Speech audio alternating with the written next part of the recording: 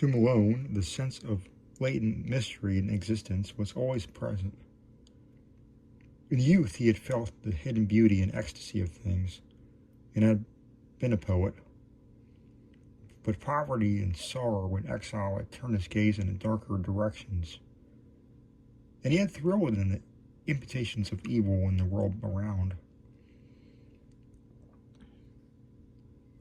Daily life had, for him, come to be a phantasmagoria of macabre shadow studies, now glittering and leering with concealed rottenness as in Beardsley's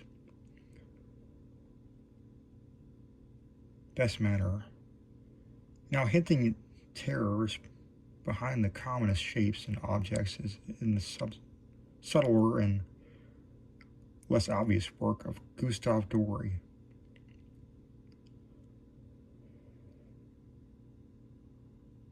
He would often regard it as a merciful that most persons of high intelligence jeer at the inmost mysteries, for, he argued, if superior minds were ever placed in fuller contact with the secrets preserved by ancient and lowly cults,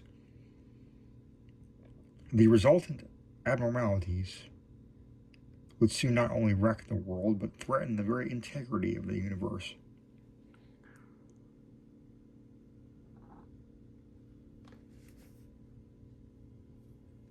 All this reflection was no doubt morbid, but keen logic and a deep sense of humor ably offset it. Malone was satisfied to let his notions remain as half-spied and forbidden visions to be lightly played with, and hysteria came only when duty flung him into a hell of revelation too sudden and insidious to escape.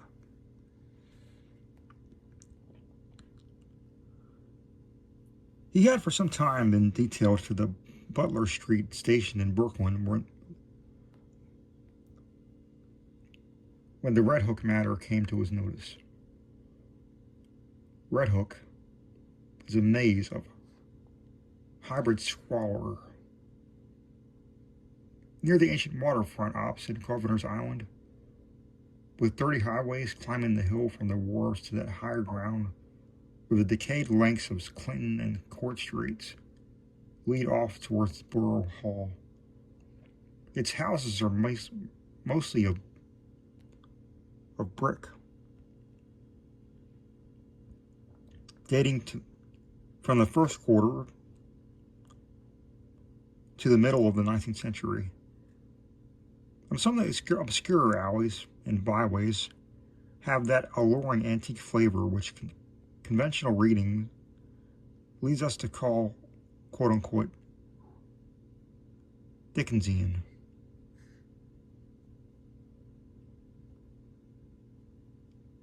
Or Dickensian. The population is a hopeless tangle of enigma.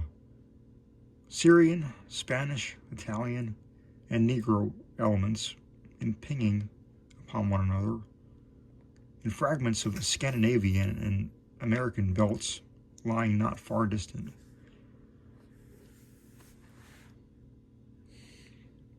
It is a babel of sound and filth, and sends out strange cries to answer the lapping of only waves at his grimy piers, and the monstrous organ litanies of the harbor whistles. Here, long ago, a brighter picture dwelt, with clear-eyed mariners on the lower streets, and homes of taste and substance where the larger houses line the hill.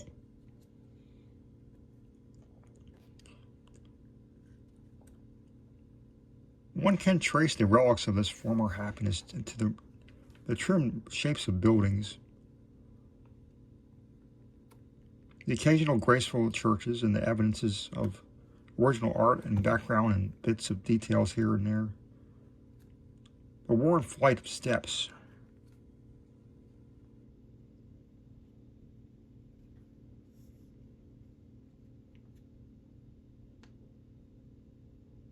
A battered doorway.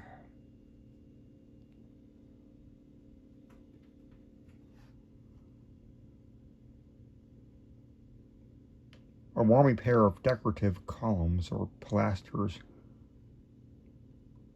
or a fragment of once green space with an rusted iron railing. The houses are generally solid blocks, and now and then a many-windowed cupola rises to tell of days where the households of captains and ship owners watched the sea. From this tangle of material and spiritual protrusions, the blasphemies are of 100 dialects assail the sky.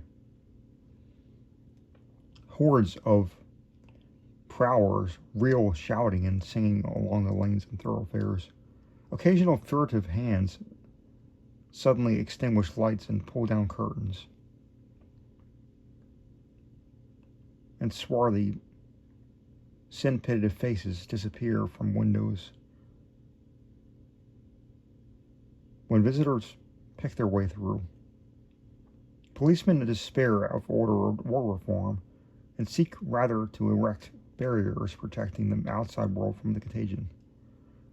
The clang of the patrol was answered by a kind of spectral silence, and such prisoners are taken are never communicative.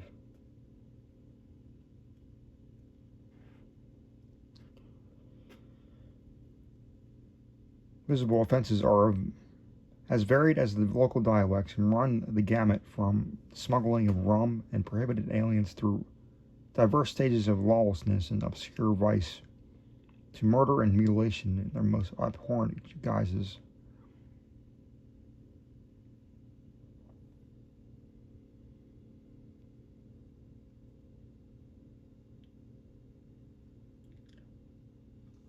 That these visible affairs are not more frequent is not up to the neighborhood's credit, unless the power of concealment be an art demanding credit. More people enter Red Hook than leave it, or at least than leave it by the landward side, and those who are not loquacious are the likeliest to leave. Malone found this in the state of things, a faint stench of secrets more terrible than any of the sins denounced by citizens and bemoaned by priests and philanthropists. He was conscious, as one who united imagination with scientific knowledge, that modern people are under lawless conditions tend uncannily to repeat the darkness, instinctive patterns of primitive half-ape savagery in their daily life and ritual observances. And he had, as he often viewed with an anthropologist's shudder, the chanting, cursing processions of blear-eyed and pock-marked young men which wound their way along the dark small hours of the morning. One saw groups of these youths incessantly, sometimes in leering vigils on street corners, sometimes in doorways, playing eerily on cheap instruments of music, sometimes in stupefied dozes or indecent dialogues around cafeteria tables near Borough Hall, and sometimes in whispering converse around dingy taxicabs and drawn up at the high stoops of crumbling and closely shuttered old houses. They chilled and fascinated him with more than he dared confess to his associates on the force, for he seemed to see in them some monstrous thread of secret continuity, some fiendish, cryptical, and ancient pattern utterly beyond and below the sordid mass of facts and habits and haunts listed with such conscientious, technical care by the police. They must be, he felt inwardly, the heirs of some shocking and primordial tradition, the sharers of debased and broken scraps from cults and ceremonies older than mankind. Their coherence and definiteness suggested it, and it showed in the singular suspicion of order which lurked beneath their scrawled disorder. He had not read in vain these such treatises as Miss Murray's Witch Cult in Western Europe, and knew that up to recent years there had certainly survived among peasants and furtive folk a frightful and clandestine system of assemblies and orgies descended from dark religions, antedating the Aryan world, and appearing in popular legends as black masses and witches' sabbaths. That these hellish vestiges of old Turanian Asiatic magic and fertility cults were even now wholly dead, he could not for a moment suppose, and he frequently wondered how much older and how much blacker than the very worst of the muttered tales some of them might really be.